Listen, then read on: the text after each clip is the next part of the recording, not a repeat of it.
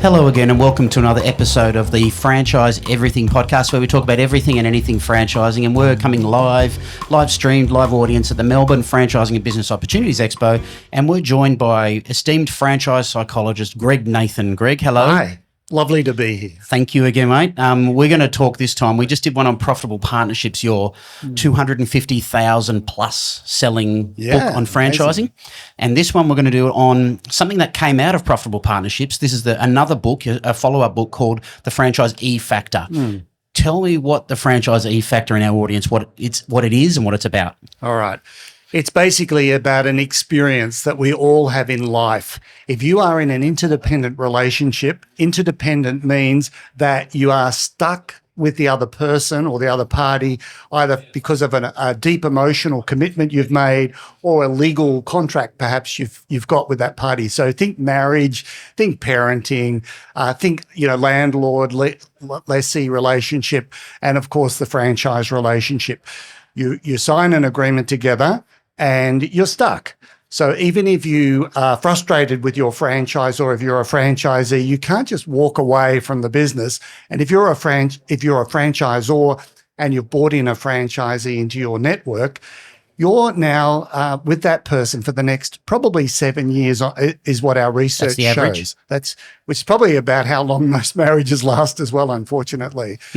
So the E factor is the process that people move through in their relationship and how they feel about the other party. And the E stands for? I'll explain it to you in a minute because it'll become obvious. Oh, okay, cool. So it was one chapter in Profitable Partnerships, your first book, is that right? Yeah. So how far did you go into it in there? Well, I had been teaching this. I first came up with the concept in 1992, where I started to present it to franchisor groups, and people were in awe of how it resonated with their experience. So I then incorporated into some articles I wrote and into Profitable Partnerships. And somebody said, you need to write a book just on this topic because it's so important. So that's where the Franchisee Factor book then became... had a life of its own, if you like. So how does it get used now? How do you see the E Factor in use, and how does it get used in your consulting and your advising and helping franchise brands? So we incorporated in a lot of our training for franchise field consultants who are going out working with the franchisees. I talk to franchisee groups about it when I'm doing conference presentations. And with leadership teams as well, we incorporate it in the training because it's so fundamental to the relationship. You were saying then about, does this have application outside of franchising? Absolutely. The E-Factor, the model? Because you caught my attention then, because I hadn't heard this before. You said something about it, anything in life. Any interdependent relationship where you can't just walk away. Even like when we first got our little puppy dog, little beautiful cavoodle, and we were besotted with this little guy, right? About 6 weeks in, my wife said, I can't take it anymore. I feel like we need to give him back because he'd been ripping the furniture and other things, and she wasn't coping with that. Of course, now you didn't E-Factor her, did you? Yeah. Well, this is what we call the free stage, where the parties want to break free of the relationship. And she felt that about the little fella. But of course, she loves him now, but there was just a period. And maybe most parents sometimes feel like giving their kids, can I trade this little brat in for a better behaved child? You're just at a stage. You can't do that. Yeah. So it does apply to all relationships in life where there's an interdependence. You can't just easily walk away. Now, a customer relationship is not an interdependent relationship. The customer can shop with whomever he or she chooses, right? And that's why we say the customer is always right. We know customers lie and we know customers do the wrong thing, and yet we say, absolutely, Mr. So-and-so, we'll replace that or we'll fix that, because the customer can choose never to come back and shop with us again. And business is all about long-term relationships. You want your customers either to be returning regularly and buying from you or recommending you to friends and family, right? So it's in no one's interest to damage that relationship. So are you a proponent of customer is always right? How do you do? Well, how do you know the talk about that in customer your is not workshops? always right, but what we try and do is to help the customer to feel heard and satisfied, so they're going to come back and shop with us again. Sometimes it's just, I'm terribly sorry, we'll fix it, even if you've done nothing wrong. And sometimes it's, hang on, we need to talk about this, but you still want to preserve that relationship. But in a franchise relationship, every time a franchisee complained about something, if you said, "Oh, I'm sorry, we'll fix it," and you've got 200 franchisees, you're going to be doing a all lot of making fixing. 100 demands a week, you'll go insane and you'll go broke. Yeah. So we need to treat the relationship. It's adult relationship. It's not some other sort of relationship. So okay, now you sketched it up. It's great drawing right there, and you've got a nice little pointer there, and you're going to talk us through the E factor. Yeah. Okay. So what do we see there? All right. So we talked earlier about relationships start often with a lot of optimism and hope. You don't enter into an interdependent relationship if you don't think it's going to be good for you. So it's not a good way to start if we look at this as a happiness chart, and at the top we've got very happy, and at the bottom we've got very unhappy. And so the relationship starts up here. So that's buying the franchise? Yeah, we call that the Glee stage. Okay. And Glee is, I'm really happy I've entered into this relationship. It's fantastic. And the franchisor is so awesome because they're dealing with, we're at the Franchise Opportunities Expo here. All the people on the stands are so polite. There's a lot of glee, isn't there? And so positive. Everyone's nice to each other. And so the franchisee signs the contract. So these people are just so fantastic. It can be anywhere between 3 to 18 months in, people become more commercially astute. And they start to understand that profit is what's left after you've paid your expenses and your fees to the franchisor, which can be anything from 6.5% to 15%. And so people start questioning, what am I getting for my fees?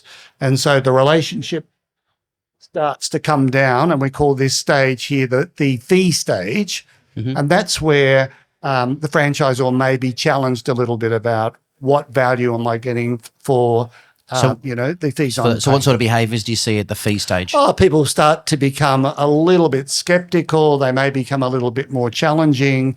And so the franchisor reps can sometimes find this a bit sort of surprising and get a little bit defensive. Now, I can remember me challenging my field consultant, and I said, what am I getting for my fees? And he said, well, he said, oh, well, you're getting the recipes. I said, I could get the recipes anywhere. Oh, you're getting our brand. I go, yeah, I don't know how valuable that is. And so I remember I wasn't convinced about the value. He came back 2 weeks later. He said, I've been thinking about your question. What are you complaining about? Your sales are going up. You're really profitable. The system is working for you. And I was quite offended because I remember saying to him, it's not the system, it's me. And so this is what we call the next stage. It's happening around here. And that's where we attribute the good things that are happening to us. It's about my hard work, my talents, my good decision-making. And of course, when things are not going well, it's you. You know, this is human nature. Yep. So the me stage is the natural tendency we all have to attribute good things to ourselves, bad things to someone else. And in the franchise relationship, what it plays out is a little bit of resentment starts to creep into that relationship, a little bit of ego as well. Yeah. And so what I say to franchisees, look, remember, it is you, but it is also the systems, the support you're getting. It is a combination. Let's be honest here. And how do you coach in what you do now? How do you coach field support people to manage that? Because I suppose it's easy to get this message across to field support people in smaller numbers to go out and do the right thing, as opposed to 72,000 franchisees in Australia. Yeah. So how do you get them to approach that? Simply don't get defensive. Yep. This person is asking legitimate questions, and you can't logically rationalise all the fees people are paying. So you've got to coach the franchisee to focus on what they can control and what they need to be focusing on, which is deliver great customer service, manage your team well, drive your sales, and let's focus on maximising your profitability, because the fees are not going to change. So it's no good us getting into an argument about it. Let's focus on what we can do to make a difference. What have you seen to brands who don't handle that too well? What happens? Well, the franchisees start to get more and more resentful. This was my experience, actually. And so I started to continue to sink down because I felt I wasn't being listened to, and they kept rationalising and what I felt were bad decisions. And so I started to sink down below the line here. What I call this is the free stage. Now, people who are watching this may have had adolescent children or have adolescent children, and you notice that striving or that drive for independence and pushing away the parents. So in the franchise relationship, this starts to play out as the franchisee saying, look, either two things will happen. Leave me alone. I'm sick of dealing with you people. I'll just run my own race. Or fighting and engaging with them in a very hostile way, which was what happened with me. So there's a natural tendency here for people to want to do their own thing. We want independence and control in life. So sometimes the franchisees will start to change aspects of the business model a bit. I started to mess with the recipes in my case. And that gives you a bit of control? Yeah, and I thought I was doing good things. I'm a creative guy. And so the free stage might be a little bit of fun, a little bit of mischief for the franchisee, but it's not good for the relationship, and it may actually cause some problems with customer standards and so on. So it's very important. With product and service and everything. Yeah, people start messing with the system. So it's very important the franchisor has a respectful, straightforward conversation and asks some very pertinent questions of the franchisee, like what's on your mind, what's bothering you. And in my case, I had a really great conversation with the managing director. He took me out to lunch. We sat down, we had a conversation, and he made notes of all my frustrations. And then we discussed them all point by point. And he moved me because there were things I didn't know. And I was making all sorts of assumptions about why they were making certain decisions. As I became more informed and felt listened to and respected, I started to move up into what we call the C stage, which is, I can see there's a bigger picture here. He acknowledged that I had some good points, so he was seeing my point of view, and then I was more open to seeing his point of view. So there's a natural then move to the next stage if the franchisee is profitable and if the franchisee is treated with respect and is coached on how to have constructive participation in the network, they move into the we stage. Yep. So we're going from up here, Glee, to fee, to me, to free, to C, and then to we. So and now you understand. I was wondering why there's bubbles there, but we still has ups and downs. Obviously, any relationship, and again, let's come back to marriage. I've been married 35 years. What about yourself? 25. Yeah. And look, I love my wife. We get on each other's nerves from time to time. We laugh about it. So there's often, tension points in any relationship, but they're managed through just respect, forgiveness, tolerance, and the occasional frank conversation. You E-factor each other. Yes. I'm interested at the free stage. I imagine a couple of things happen. So that's the critical juncture, isn't it? That spot right there. Yeah. So that's where the breakthrough occurs. Now, you asked earlier. Or exit. Yeah. Well, sometimes it can't be resolved and there may be a serious business problem, like the business is not profitable and it doesn't look like it's going to be profitable. That's problematic.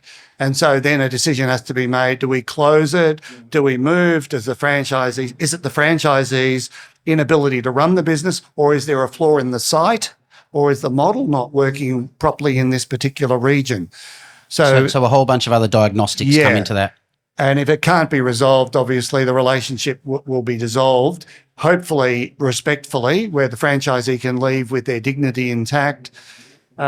Sometimes people just behave badly. The franchisor may behave badly, become aggressive. They may get lawyers involved. Once the lawyers get involved and start battling it out, it's a little bit like the Israel-Palestine conflict that's going on at the moment. It's probably not going to end well because people get stuck in their positions. Yeah. And the lawyers are starting to outwit each other rather than say, how do we get a good business result here that's in the interest of everybody as quickly as possible? I might also add that I think lawyers have got a role in coaching, in helping to ensure people are following the guidelines in the contract and are not being taken advantage of. But I would always coach and encourage lawyers, get to a commercial settlement as quickly as possible. And I think most lawyers understand that ultimately. So I'm interested in you personally. How satisfied are you when you hear people always talking about the E factor? I mean, everywhere globally, you hear people just talking about what stage in the E factor this person is in or that I am in. What does it feel like to have that sort of impact in the marketplace? Well, I think when you, I've always been a seeker of truth, right? I try and understand how does the world work. I love science. And so if you can come up with an understanding of a dynamic that's scientifically valid and other people say that's true for me, it is satisfying, absolutely. Yeah. Excellent, I bet it is. Well, where can people get copies of it? Look, our website at franchiserelationships.com, you can order the E-Factor book from there. Excellent, and we'll put links in the show notes and everything for everyone there as well. So it's also available on Amazon. Search on Amazon of too. Greg, Nathan, thanks so much for joining us again. Thank you. Appreciate it. And that's it. Thank you, mate. And that's it again for another great episode of the Franchise Everything podcast. Hope you really enjoyed that. If you haven't seen it or heard it or come across it, the E-Factor is pretty much, I've been in franchising, 22, 23, 24 years. Everyone always talks about what stage someone is in. So it's a great resource for you to understand more about, even about yourself, about what position you might be in franchising this time. That's it for us on the Franchise Everything podcast. If you like this, please share, subscribe, do all that sort of stuff. Get this information out there because, once again, I keep saying it helps people be better in their businesses and happier in their lives. So do take care, and I'll catch you in the next one soon.